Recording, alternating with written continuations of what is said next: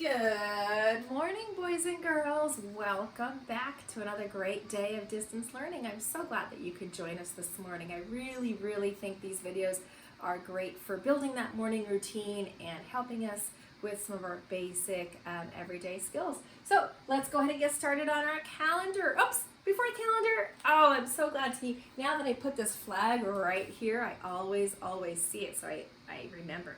Boys and girls, please stand for the Pledge of Allegiance. Put your right hand over your heart. Ready, begin. I pledge allegiance to the flag of the United States of America and to the republic for which it stands, one nation, under God, indivisible, with liberty and justice for all. Very good. Now you may be seated. Kindergartners, we're going to continue practicing this so that you know it for next year. All right, we are in the month of October. Very good. October begins with a capital O, C, T, O, B, E, R. Let's clap out. How many syllables are in October? October. 3 syllables. Very good. Yesterday was Monday, October 5th. That means today is Tuesday, October 6th. Very good. And now we can definitely see my pattern. I have orange, orange, yellow, orange, orange, yellow. This is my pattern unit. We're going to name this pattern an AAB pattern. So A gets repeated twice. It's the same thing. And then B is repeated once. AAB. AAB. Very good. So now we can use that pattern to predict what color pumpkin will be here for tomorrow. Very good. We know that it will be an orange pumpkin because then the pattern unit is going to start all over again. Excellent. Just as a reminder too, next Monday there's no school for you guys. Teachers are still in school. We are going to continue our education.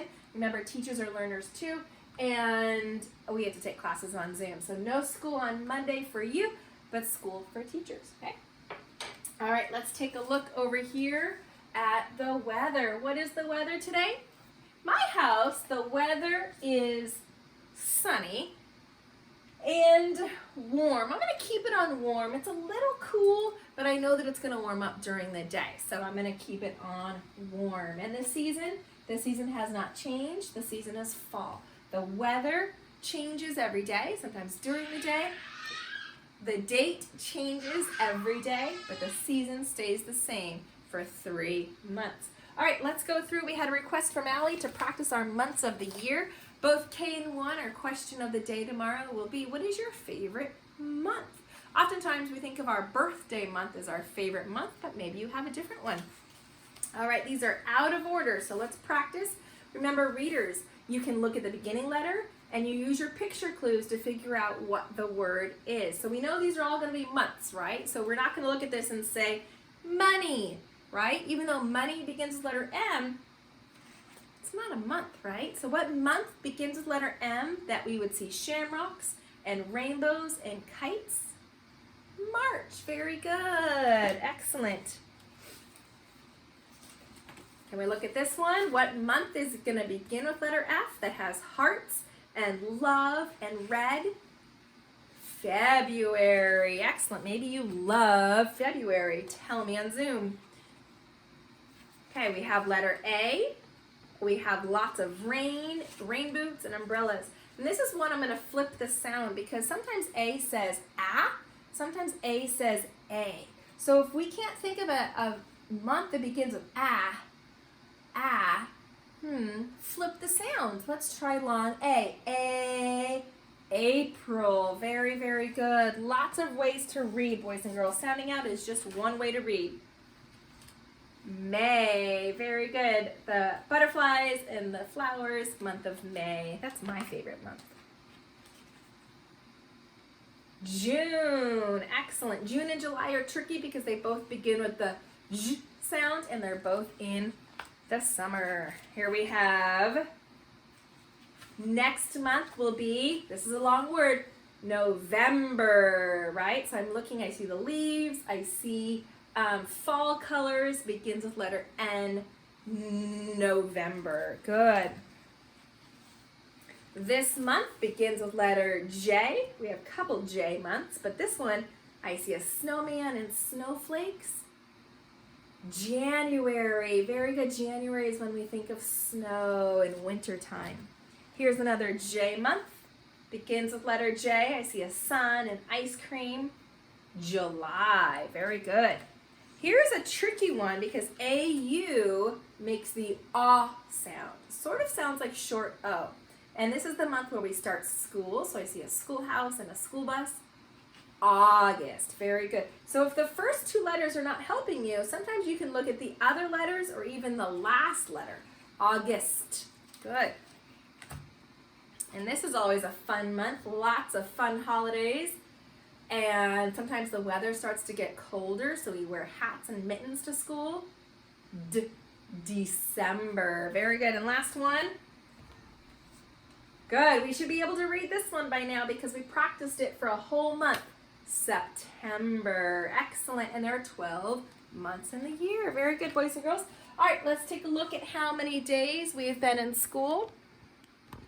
Okay, so yesterday was the 31st day of school. So today I'm going to add one more. Remember, when we're adding numbers, the number is getting greater. So we are going to take down this one, and what numeral am I looking for today? Very good, it's a 2, right? We're just adding one more. After 31 comes the number 32. Excellent. We want to practice reading left to right because sometimes I still have friends who might read this as 23, or you might write it as 23. But just like we read left to right, we do math left to right. So everything we're going to do in school is always going to be left to right. So we have 3 groups of 10. I'm going to put one more in the ones place. I have 2 ones. We're going to count this together. Ready? 1, 2, 3. Count with me. 10. Very good. 20. 30. 30 is that TH sound that we're going to practice in a minute. It's a tricky sound. 30. Now let's count our ones. Let's add 30 plus 1 makes 31. Plus 1 more makes 32. We have been in school, distance learning, for 32 wonderful days. All right, let's pick a question. We did that one yesterday. Ooh, this is kind of a cool one. This one, you have to do some mental math. That means you have to kind of imagine some math in your mind. And it says, what is the smallest number that you can make with the numerals in today's number? So today's number is 32. I have the numeral 3 and the numeral 2. Can I switch them around to make a smaller number? So smaller means less than. So let's see if we can rearrange these digits or the numerals to create a number that is less than 32. Any ideas? I hear some ideas. Very good. Some of you have the idea. Let's just switch them. Let's put the 2 in the tens place and the 3 in the ones place, and we've created the number 23. 23 is less than 32. Very good, boys and girls. Excellent job. Okay, before we do our morning message, I wanted to warm up our voices. Some of us, I think yesterday being Monday morning, were falling asleep on Zoom. So if you sing along with me, that might get you motivated to join me on Zoom and hear your voice, right? Let's do the 5 Little Pumpkins song. So first graders, you might have done this last year in kindergarten. Kindergartners, we're going to learn it together, okay? So let's see your 5 Little Pumpkins. Very good. Ready? 1, 2, 3. Sing with me. 5 little pumpkins sitting on the gate. The first one says, "Oh my, it's getting late." The second one said, "There are witches in the air." The third one said, "But we don't care." The fourth one said, "Let's run and run and run." The fifth one said, "We're ready for some fun." Ooh, went the wind, and out went the lights, and the 5 little pumpkins rolled out of sight. Very good, boys and girls. Kindergartners will continue to practice that song. I'm going to put a fun activity and seesaw with it. It's a great song to practice our counting. It's also a great song to practice those ordinal numbers that use the TH at the end. Okay, so let's take a look at our morning message because I included lots of TH words for us to practice.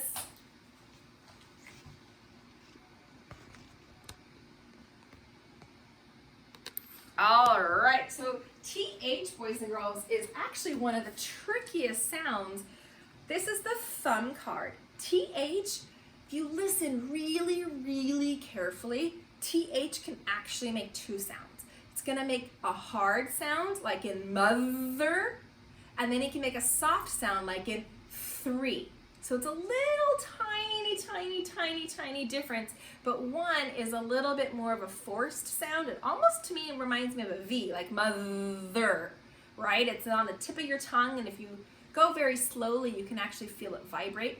And then one is a little more of a throat sound, three, where you kind of have the air a little bit further back in your mouth, okay? But both of them are spelled TH. So here we're gonna put two letters together, but it's not gonna make the T sound and it's not gonna make the H sound. We're not blending them. It's a whole different sound. Good, can I see your tongue between your teeth? Excellent, and if you're missing teeth, it's gonna be hard to make the sound, so you're gonna have to practice extra hard. Good, let's take a look at our morning message because I included lots of TH words and a math problem, okay? ABC, read the morning message with me. October 6th, 2020. Hello. In August, I grew 3 pumpkins. In September, I grew 13 pumpkins. That's not true. I have a pumpkin patch in my backyard, but we didn't grow 13. How many were there all together? Okay, before we do the math part, let's see if we can find our TH words, okay? Does anyone see a TH word that we can circle? Good, the number 3, and this is actually a triple blend. We have TH, but then we also have the letter R next to it. 3, good. Any other TH words? We're looking for T and H together. Good, this is a hard number. Very good, kindergartners. We haven't learned this one yet, so it's okay if you can't read this. First graders, we're gonna keep working on reading our number words, and this is the number 13. Good, TH can be at the beginning of 13. Okay, keep reading. How many were there? That's our sight word. There. That's the hard TH sound. Listen, there. It sounds a little different from 13. So one is a little bit softer and one is a little harder. Good. There. THERE. And very good. This really long word, all together, right here, has a TH in the middle of it. So lots of words that have TH. Okay, now let's do the math. Okay, so let's reread our problem because sometimes in math really helps us to reread so that we understand what the problem is asking us. Okay, in August, I grew 3 pumpkins. So on this 3, I'm going to go ahead and because the number is written out, I am going to, I have an orange, hang on, I know that I have an orange marker. I've been saving it, hiding it from my children. 3 pumpkins, right? So I'm gonna draw 3 circles, right? It's not an art project. 3 circles, okay? In September, I grew 13 pumpkins. Again, I don't have enough time to draw detailed pumpkins. I'm just gonna make some circles. 1, 2, 3, 4, 5, 6, 7, 8, 9, 10, 11, 12, 13. Now I'm running out of room. Another great way, because I really understand 13, if you are ready to do this, I'm gonna draw one big pumpkin and I'm gonna put a 10 on it. I'm gonna know that 13 is greater than 10. I don't need to draw out 10. I'm going to make one big pumpkin and put a 10 on it. Now I'm going to make 3 little pumpkins because I know a 13 is 10 plus 3. So now I'm going to make 3 little pumpkins. So that saves me time. It saves me space on my paper. It also will help me so that I don't miscount, because once we get above 10, kiddos start to touch it and then they lose track, right? So it's 1, 2, 3, 4, 5, 6, 7, 8, 9, 10, 11. Oh, it's very easy to miscount. So if you know the number is greater than 10, break it apart into 10s and 1s, okay? Now 13 is a different number from 30. Sometimes kiddos will write 30. 30 is different from 13. So now I need to find out, what am I doing with these pumpkins? Am I adding them? Am I subtracting them? Or am I comparing them? What do you think? Are there any ideas? Do I need to add the pumpkins together? Or did some pumpkins disappear? Or am I comparing how many pumpkins I had in August compared to how many I have in September? I'm going to look at this key word, all together. So if I ever see the word all together, that signals to my brain I'm adding. I am adding. Okay, so Mr. Spider, we're going to have to take you down. I'm going to move you over here because I need some room. So I am going to add how many pumpkins I grew in August plus how many pumpkins I grew in September to find out how many I have all together. So I am going to make my little math problem right here. So I am going to add a little differently than what you think I might do. I could just put 3 plus 13, but I really like to work with groups of 10. 10s are just a lot easier for my brain, so I'm going to start with the 10. So I have the 10. Now I'm going to add the 3, and now I'm going to add this 3. And I'm going to add them all together. Can you see what I did here? Not sure if we can really see the orange very well, but I have 10 plus 3 plus 3. And what that does for me is I can do part of this in my brain. I already know my doubles. I know 3 and 3 is 6. I don't need to use fingers. I don't need to count counters. I don't need to use cubes. I know my doubles. 3 and 3 is 6. Plus 10. Well, I know that 10 and 6 more than 10 is going to be 16. So I can do this problem all in my head. Okay, so first graders, that's where we want to get. Kindergartners, it's okay if we want to just draw out pictures. That's where most of us are in math. So I know that there were 16 pumpkins all together. Very good, boys and girls. Okay, I have another story for us about the life cycle of a pumpkin. This one is called It's Pumpkin Time, and it's very similar to the book that we read yesterday. And one of the things that I really like to do as a reader is I actually like to read books about the same topic, and then I can compare and contrast them. So first graders on Zoom, we're going to be talking a lot about how things can be the same and different as other things that we read or see in life, okay? That's called a text-to-text connection. It's Pumpkin Time by Zoe Hall, illustrated by Shari Halpern. All summer long, my brother and I get ready for our favorite holiday. Can you guess what that is?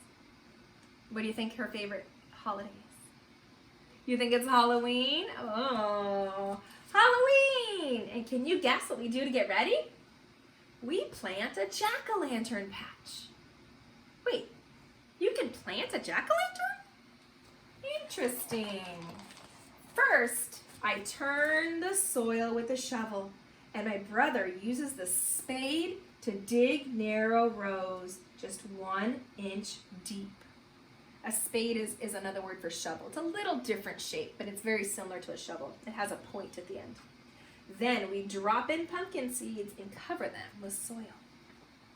So right away, I can make a text-to-text connection between this page and, I'm running out of hands here, but on this page, the little boy Jamie also planted a seed. So I can make a text-to-text connection. This book reminds me of this book because they both planted a pumpkin seed in the dirt. We water them and wait for the sun to warm them. Before long, the seeds grow tiny roots and small green shoots poke up out of the ground. So in this book, the children are calling them shoots. A shoot is a synonym for sprout. So even though the authors use different vocabulary words, they mean the same thing. So again, I can make a connection. Both children are being patient. Do you remember that word from yesterday? They're waiting very nicely. They're not getting upset. They're not pushing. They're not whining. They're being patient. The shoots grow into vines, and the vines grow longer. Very good. And so it's information. We're remembering the life cycle of the pumpkin.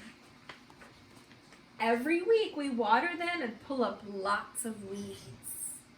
Now this page is different. We didn't have a page in this book about pulling any of the weeds. So that's something that's different. That's called a contrast. Contrast means different. Soon we see buds where flowers will bloom.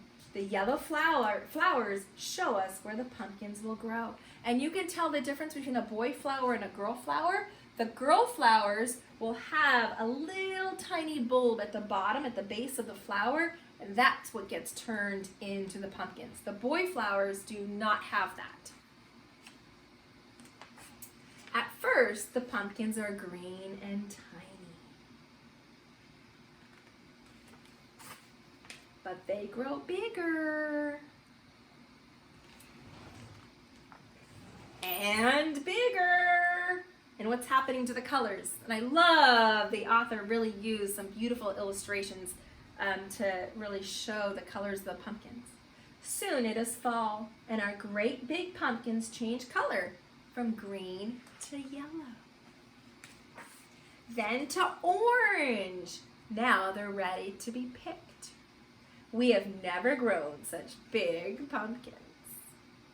And this page also reminds me of the page at the end of this book because Jamie also grew a really large pumpkin, right? So if we remember this page where he's actually sitting on the pumpkin because it's so big, and here, this pumpkin is bigger than the dog. So a text-to-text connection in both books. The main character grew a pumpkin that was really large. Mom and Dad help us cut the pumpkins from the vines.